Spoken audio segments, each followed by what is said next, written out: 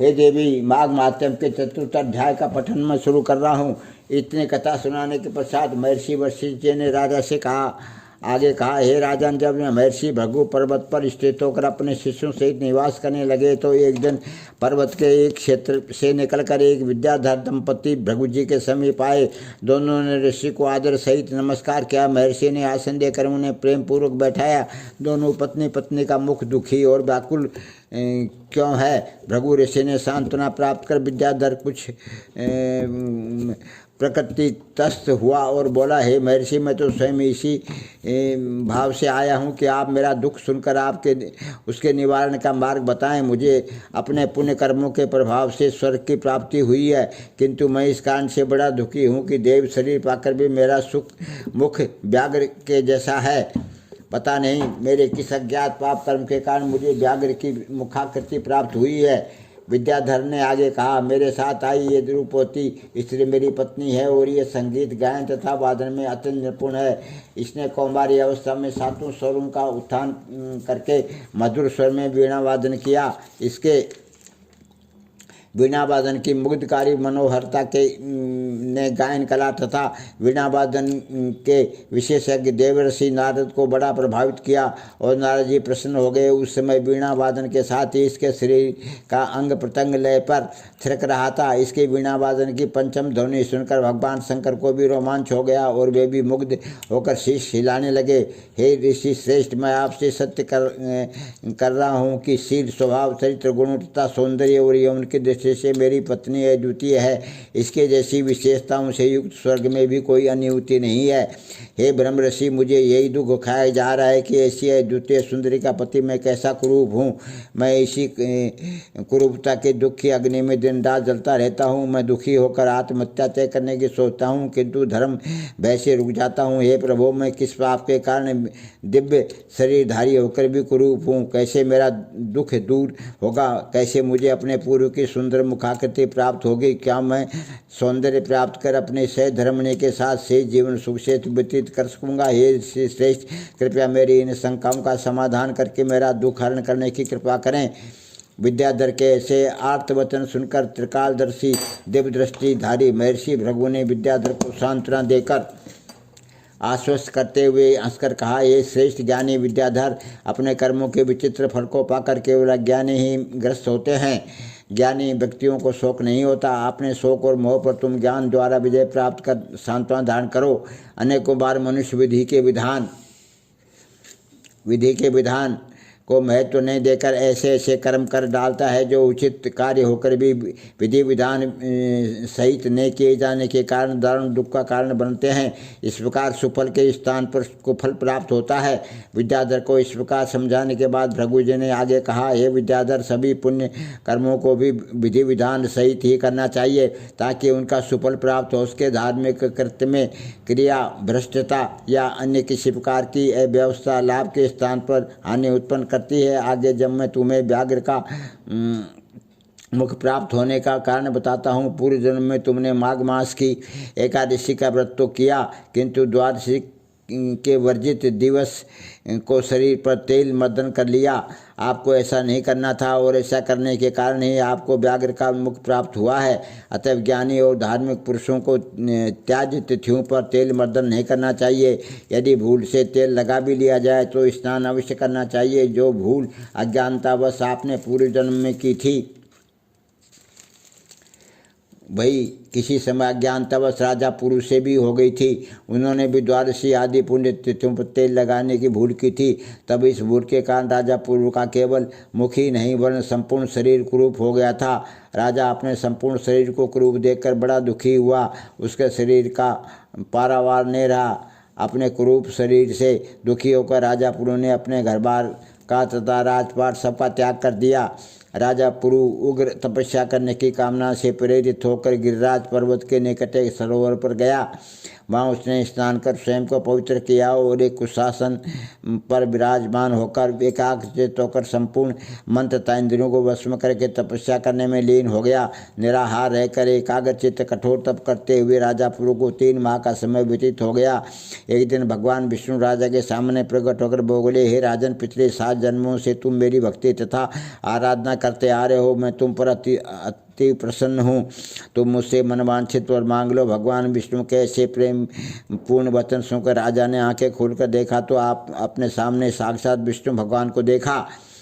भक्ति भाव से गदगद होकर राजा ने दंडवत प्रणाम करने उपकार से भगवान की स्तुतियाँ करने के बाद कहा, हे प्रभु, आपके जिस दुर्लभ का दर्शन पाने की लालसा में ज्ञानी योगी और तपस्वी सहस्त्रों वर्षों तक ध्यान मग्न होकर आराधना करते हैं, ऐसे दुर्लभ रूप का दर्शन मुझे आज प्राप्त हो रहा है। मैं अत्यंत भाग्यशाली हूँ। हे प्रभु, आपके दर्शन से उत्तम गति कोई नहीं है। मैं आपके दर्शन मात्र से ही अपने संपूर्ण मनोरथों को पा गया हूँ। मुझे अब अपनी कुरूपता का भी कोई दुख नहीं है। हे प्रभु, यदि आप मुझ पर प्रसन्न हैं तो मुझे यही वरदान दीजिए कि मेरे हृदय में आपके अनुरूप अनुपम भक्ति सदैव बनी रहे और मैं क्रोध, लोभ, मोह इत्यादि सांसारिक विकारों से मुक्त बना रहूं। राजा पूर्व के ऐसे भक्ति भाव भरे वचन सुनकर भगवान विष्णु बड़े प्रसन्न हुए। उन्होंने ये मस्तु कहकर राजा के ऊपर अपने शंख का जल छिड़का। शंख का जल शरीर पर पड़ते ही राजा का शरीर स्वर्ण के समान कांतिवान हो गया। भगवान विष्णु की कृपा से धन्य होकर राजा अपने राज को लौट आया और भक्तिपूर्वक भगवान विष्णु की आराधना करते हुए निष्कंटक राज्य करने लगा।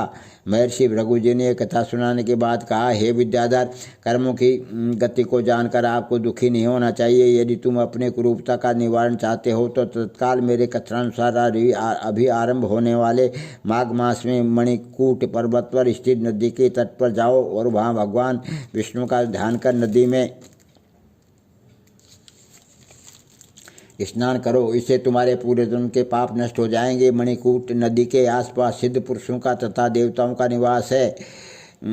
तुम भाग्यशाली हो। आज से ठीक 5 दिन पश्चात माघ मास प्रारंभ होने वाला है। अतएव श्रद्धा और भक्ति से युक्त होकर तुम माघ मास स्नान करो।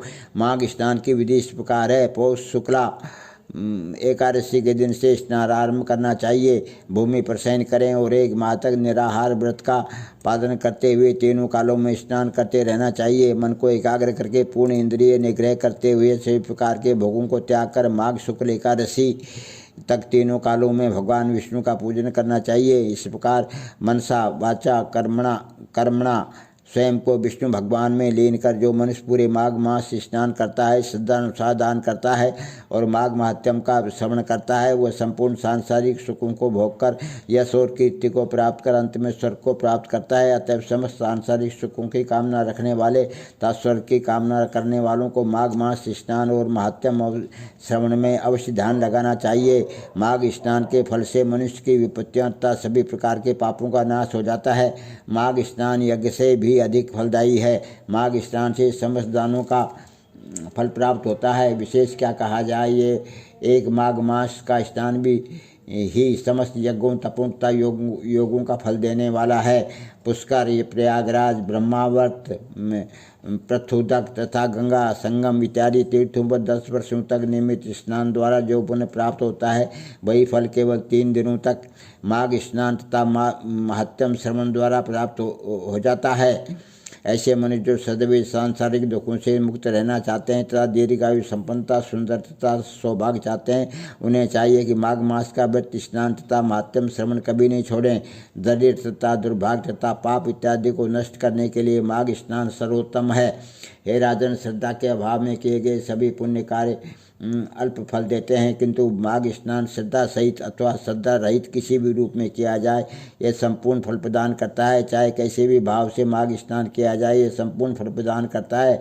जिस प्रकार कृष्ण पक्ष में चंद्रमा क्षीण होता है, वैसे ही माघ मास स्नान करने वाले के पाप स्नान फल से क्षीण होने लगते हैं तथा पुण्य की वृद्धि होती है। जैसे सागर के गर्भ से नाना प्रकार के बहुमूल्य रत्न प्राप्त होते हैं, वैसे ही माघ मास स्नान करने वाले को नाना प्रकार के पुण्य की प्राप्ति होती है। जैसे चिंतामणि नामक मणि समस्त चिंताएं दूर कर देती है, वैसे ही माघ स्नान मनुष्य की समस्त चिंताओं का नाश कर संपूर्ण कामनाओं का पूरा कर देता है। सतयुग तप प्रधान युग था, त्रेता ज्ञान प्रधान तथा द्वापर भक्ति प्रधान था। वैसे ही कलिकाल में भक्ति और माघ स्नान का महत्व है। ये स्नान चारों योगों के फल देने वाला है। सभी आश्रम मुक्ता चारों वर्णों के लिए माघ स्नान धर्म और सुख सौभाग्य की वर्षा करने वाला है। महर्षि भृगु के ये वचन सुनकर विद्याधर ने पूछा, हे प्रभु, जो मनुष्य एक माह तक निराहार रह सकने में असमर्थ हो तथा फलाहार भी उसके लिए संभव न हो, वह किस प्रकार माघ मास के व्रत का पालन कर सकता है। जिसके पास अर्थाभाव, दुर्बलता अथवा अन्य किसी कारण से तीर्थों में जाने की भक्ति शक्ति नहीं हो, ऐसे व्यक्ति माघ स्नान कैसे करें और उसके फल को कैसे प्राप्त करें। हे प्रभु, इन शंकाओं को विस्तार पूर्वक समाधान करने की कृपा करें। महर्षि भृगु ने उत्तर में कहा, हे विद्याधर, आपने परोपकार के वशीभूत होकर बड़ा ही उत्तम प्रश्न किया है। ध्यान से सुनिए। मैं अब दुर्बलता, निर्धनता और रोग आदि से पीड़ित व्यक्तियों के लिए माघ मास के पालन की विधि बताता हूँ।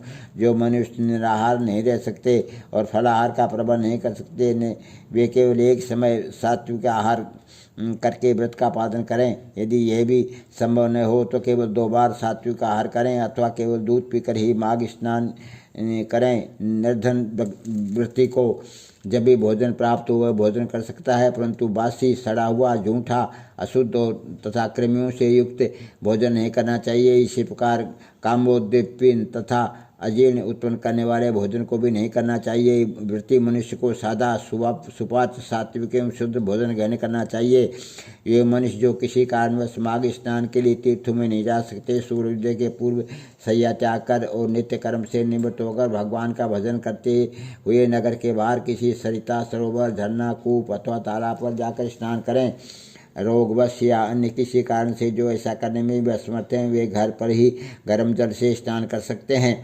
इसके साथ ही प्रत्येक माघ स्नानार्थी का कर्तव्य है कि वे पर स्त्री गमन, मांस, मदिरा, भक्षण, चोरी, चुगली, झूठ, परनिंदा, हिंसा इत्यादि पापों से दूर रहें। माघ मास में दान अवश्य करना चाहिए। साथ ही भगवत भक्ति, कथा, कीर्तन इत्यादि में लीन रहना चाहिए। ऐसे भक्त माघ स्नानार्थी संपूर्ण सुखों को प्राप्त करते हैं। किंतु ऐसे पातकी जो तीर्थों में जाकर भी व्यभिचार, ठगी, निंदा, चोरी, लूट तथा हिंसा में लिप्त रहते हैं, अनेकों कष्टों को भोगकर नरक की असह्य यंत्रणाएं भोगते हैं। महर्षि भृगु आगे बोले, हे विद्याधर, तीर्थ स्थानों में जाकर छोटे से छोटे पाप से भी बचना चाहिए। तीर्थ स्थानों पर किए गए पाप भयानक, दुखदायी और विनाशकारी होते हैं। महर्षि भृगु से इतना ज्ञान और प्रेरणा पाकर विद्याधर अत्यंत प्रसन्न और संतुष्ट हुआ तथा अपनी पत्नी सहित भृगु जी के पास ही ठहर गया। ऋषि के आश्रम में पर्वत के झरने पर उसने भृगु जी द्वारा बताई गई विधि से माघ स्नान, भगवान की पूजा और श्रद्धानुसार दान दिया। माघ स्नान और माघ महात्म्य श्रवण से विद्याधर पुण्य देवताओं के समान दिव्य रूपवान और कीर्तिवान हो गया। पूर्ण प्रसन्न और संतुष्ट विद्याधर अब तो मणि पर्वत पर सपत्नी निवास करने लगा। कुछ समय बाद देवराज इंद्र ने पृथ्वी पर तीव्र वर्षा की। चारों ओर नदी, तालाब, कूप, खेत सब पानी से भर गए और आकाश समाप्त हो गया। स्थिति परिवर्तित देखकर महर्षि भृगु जी मणिकूट पर्वत से उतरकर विंध्याचल पर्वत पर पुनः लौट आए।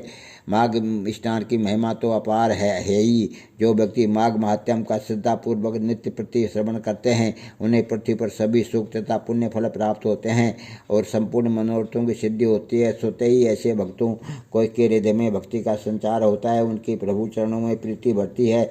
ऐसे व्यक्ति सभी सुख भोगकर मरणोपरांत स्वर्ग को प्राप्त करते हैं। माघ महात्म्य के चौथा अध्याय समाप्त।